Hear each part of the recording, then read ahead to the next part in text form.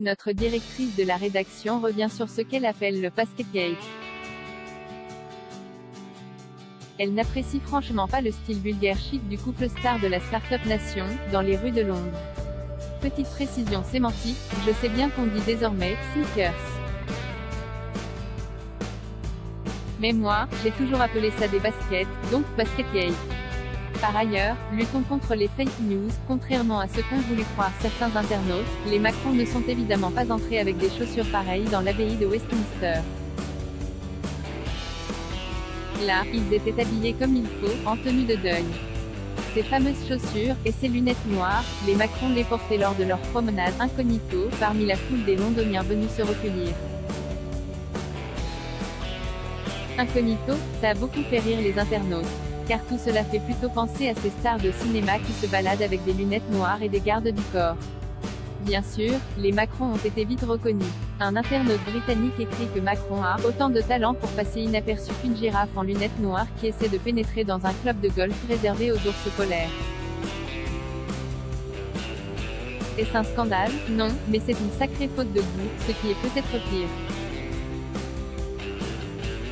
Certes, en ville, ces fameux sneakers sont largement détrônés les escarpins et les mocassins et je le regrette. Certes, les chaussures de sport du président étaient griffées Weston, marque française comme son nom ne l'indique pas forcément, elles coûteraient la modique somme de 570 €. Par ailleurs, le président et son épouse étaient habillés vulgaire chic, en tenue dite décontractée, assortis l'un à l'autre. Ils étaient en fait habillés comme des start-upers, ou des publicitaires, ou des people en goguette à Hollywood.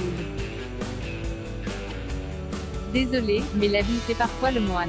Comme disait Hegel, la chaussure, c'est l'homme, je blague. Plus sérieusement, quand le président et son épouse se déplacent à l'étranger, ils représentent la France, du début à la fin. Et vu que nous n'avons plus d'industrie, le dernier symbole de l'excellence française, c'est la mode. Le chic parisien est une partie de notre soft power. On attend donc du président et son épouse qu'ils fassent honneur à l'élégance française. Le mythe de la parisienne, pardon, ce ne sont pas des tennis et des jeans améliorés, mais des jupes sexy et des talons fins. La semaine dernière, je me désolais de la mode des claquettes chaussettes, de plus en plus répandue chez les adolescents. Mais comment leur en vouloir? Le poisson pourrit par la tête. Cette chronique a d'abord été diffusée sur Sud Radio à lire aussi. Du même auteur abonné, on est en train d'assister à l'apparition d'un vote musulman, qui va bientôt voler de ses propres ailes. Abonné Marcel Gauchet, les macronistes répètent les discours qui nous ont envoyés dans le mur. Abonné, la lâcheté de Macron sur le nucléaire a scandaleusement affaibli la France.